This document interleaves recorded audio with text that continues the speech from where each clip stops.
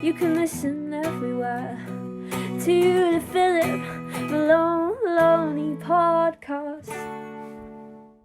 Well, if you ever watch the Philip Maloney podcast, you'll see I've got quite a few different friends. You certainly have. And, quite varied. They're quite varied. Very varied, but that's great. That's the joyous experience of life. I think so, mate. I think so too. Absolutely. Which brings us on nicely to number 4. Number four. Yeah. Now, just remind me what I put down for that, because I've got you down as Highland Park. Highland Park. Okay, cool, fantastic. Now this is a cracking looking bottle. Twisted tattoo. Yeah, twisted tattoo. Check that out for a bottle. That is a killer, isn't it? That is just amazing. Wow. Now, if Highland Park send me £1 million, I'll get a tattoo. My very first tattoo. I'll get that. I mean, that is a tattoo to have, isn't it? That is definitely the tattoo to have. So there you go. Not really. So Highland Park, Orcadian, Viking territory. Okay. So yes, I'm not saying that I am part Viking, but maybe kind of thing. Yeah, either that or terrier. Yeah. Thanks, mate. West Island Terrier, baby. Yeah. So one of the most northerly distilleries. Right. So basically on Orkney Islands. Okay. There's two distilleries on Orkney. There's Scapa. There may be one other coming along, but Scapa and Highland Park. All right. So can I do content sharing at this point then? Yeah. Have a little look, see if we can get a little content share, because I've got something on my. Let's see if this comes up. There you go. Fantastic. Have we got it? Have we got it? Yeah. Yeah. Okay. All right. So we're at the top end. I've got it here, and you're going to have to direct me. So we've got the Orkneys. So there, literally where your cursor is. Oh, Highland Park, right? Okay, Highland Park. There it is. That's fantastic. Right. I think this is a picture, so I'm not going to be able to get too interactive with it. Yeah, okay. No, absolutely. So that's where we are now. The two that we had before. So where it says Speyside, which is in the dark blue. Oh, just say left, right, up, down. Down, south of Orkney. Yeah. South again of you thing there. Yeah. Just there. That's Speyside. So where it's, okay. Yeah. So in the middle of that is so Speyside is one of the big areas of Scotch whisky. And Belveny and Glenfiddich and the one after this one, Ben Ryan's, are all in Speyside. Okay. And so that's basically where all the action happens. That's some of the actions. So I'll give you a little run through. So yeah, please do. So you've got Highland. So lots of people will have heard Highland. Yeah. So Highland is the one all in deep red. Okay. Let me. Yeah. So I can. I don't know if I can shrink it down. Oh yeah. Yeah. I can go in a bit more, but I don't think I can come out. You might be able to. I don't know if you go the other way. There you go. I think that's as out as I can. Right. There you go. Yeah. Okay. So we've got Highlands here in red. Yeah, sorry. Yeah. So at the bottom, very bottom, you've got Lowland.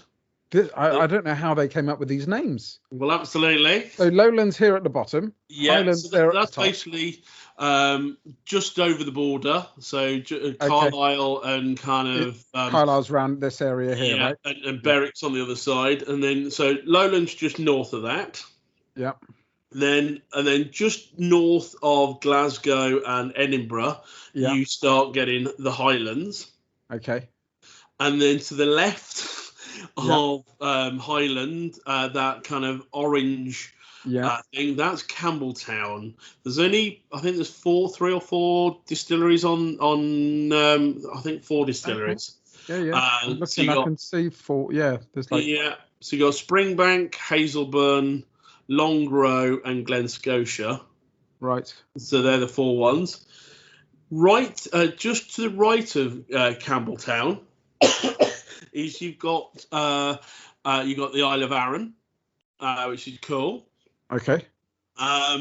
That is one of the islands. Now, to the left of Campbelltown, where your cursor is right now. Yeah. Oh, yeah, that's the Isle of Arran there. Yeah, and then there is the Isle of Islay. Islay is another massive part of the whole whiskey world. Okay.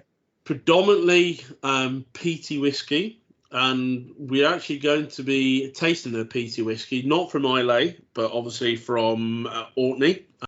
Basically, peat, and it sounds a bit weird, but it's basically peat bog that they dig, which is like real clayey kind of soil, that they literally burn, which then gives off this smoky aromas and smokiness, and it basically smokes the barley. And it, depending on which peat it is, from which area, and what the chemical mineral composites and all that absolutely sort of peat. So it will depend on different kind of what the peat tastes like. I like to say there's 3 different peats. You got sweet peat, which is me clearly. You've got bonfire / barbecue kind of peat. Okay. Yeah. And then you get macedonal peat. So when I say macedonal peat, you get things like, and it is a distinctive taste, but you'll get things like, it's like a little bit iodine, it'll smell a little bit like TCP, root beer, and stuff like that. Yeah, so like your star anise or your what's that other kind of like star anise? Yeah, like maybe like clove. Cloves. But also I say like it's like liquor. I mean, for me, it's not my general go-to whiskey. Lefroy is a Casian point of macedonal peat. I like to say the Lefroy 10 is like licking a plaster or drinking TCP. It's not for everyone, but some people, it's a little bit like licking a plaster. Absolutely. I mean, it's a little bit like it's like root beer. Some people love it. Dandelion and burdock, very similar. It's like some people love it, some people hate it. Yeah, I don't mind. It's just like Marmite, Yeah, it's a Marmite whiskey. I'm all right. I don't mind it. Take it or leave it. Good, absolutely. So, this is quite a special one, really. So this is slightly limited edition. 16-year-old Highland Park. It's finished in Rioja casks, so red wine cask. Yeah, okay, I like a Rioja.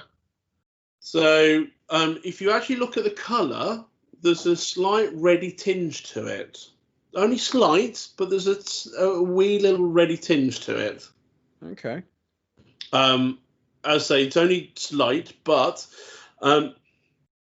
with it, with the actual smells and aromas, it's very kind of berry forward.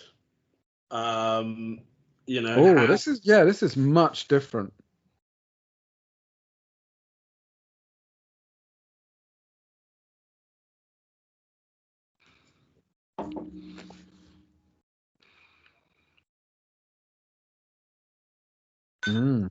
Yeah.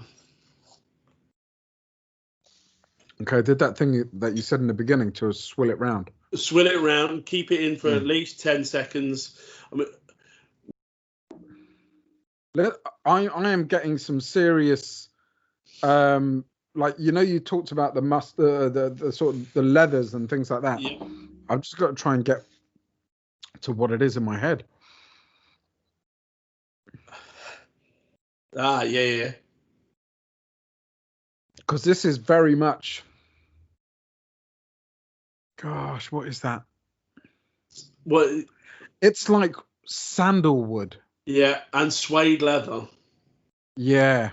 That's exactly like what I'm like. If you imagine, because being from an Anglo-Indian household, we used to have sandalwood, right? My dad used to say, use some sandalwood.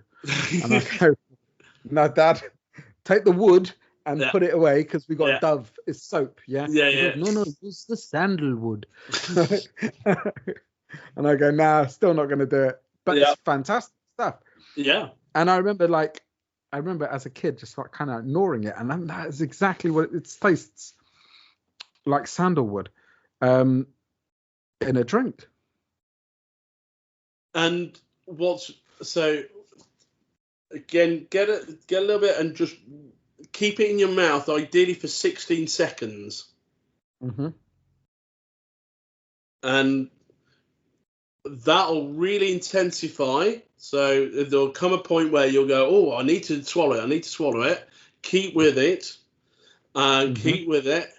And what you'll do, you'll go, oh, hello. And there'll be that kind of peppery firiness. There'll be a little bit of chili burn and stuff like that. But keep with it. Mm-hmm. Then drop it. Then swallow. So much more intense. Yeah, it is. While I was swilling it, while I was getting it around my mouth,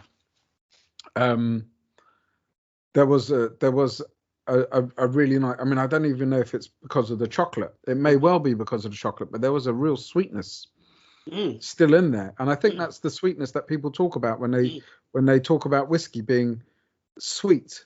And I don't normally pick up on that, but yeah, it's totally numbed my mouth for doing that. But it's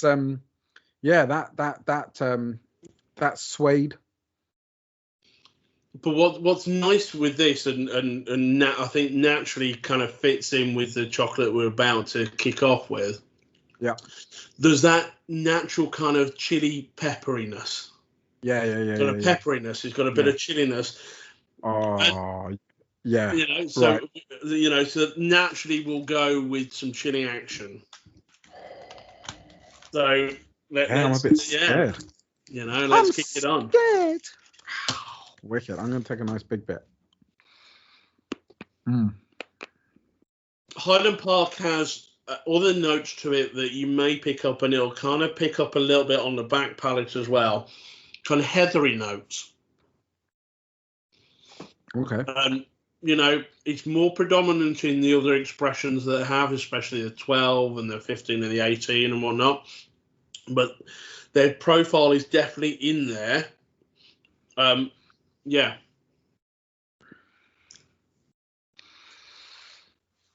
Oh.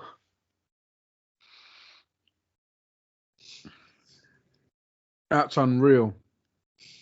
That's unreal what that just did. Because I had that whiskey swirling around.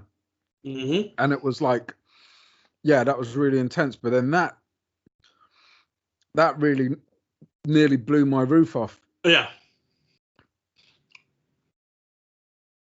And again, that heather note really intensifies with the chocolate and the whiskey. Pete, we're doing something quite special. That was amazing. What a hit. Absolutely. That just took that chocolate, because that chocolate's it hasn't really been that hot for me, but that made it hot. That made that hot. Really, that was so good. He kind of, you using a kind of curry based thing. He's gone from a kind of korma / up to a not quite a fal, but but a really nice madras, really absolutely. Nice heat, really nice temperature to it, and it's sitting on the roof of my mouth, where it is. It's like that's quite something. That is. I think I want to do that again. Absolutely, go in. But also, what I'd say is keep just a wee minuscule, because a little bit of, I think a little bit of salted caramel would probably go well with that. Listen, okay. I mean, I have done it with the chili, so let's do the salted caramel. Actually, anyway. No. Okay, actually. Yeah. Let's go off piste. Let's go off piste. Let's go with a little bit of hazelnut bagage. Yeah, that's probably a good shout too, isn't it? let's see. I haven't had a chance to kind of see what this is like with it, so it may go, may not do. But let's have a look.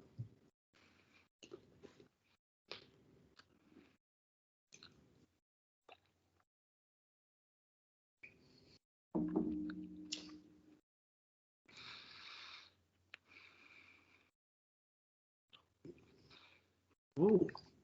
That's pleasant. Oh, hello. Okay, something that has just come to me that Battenberg cake. The marzipan. Yeah, the marzipan, the kind of sponginess, the kind of little bit of creaminess. Yeah. Yeah. Isn't that weird? Because you're just plucking these sort of senses from what you're getting in your mouth. Like, go bang, that reminds me of that. That reminds me of that. Yeah, that's really interesting. Battenberg. Two different experiences, same whiskey, two different chocolates, but two massively different tastes. There was still a heat running through that. Got a little bit of that chili in. Probably. Yeah. Yeah, but it was still quite nice. I didn't know if it was a nice mix, but having that sort of chili, almost like that spice in the back of your throat. Well, it just gave it another level, didn't it? It was nice.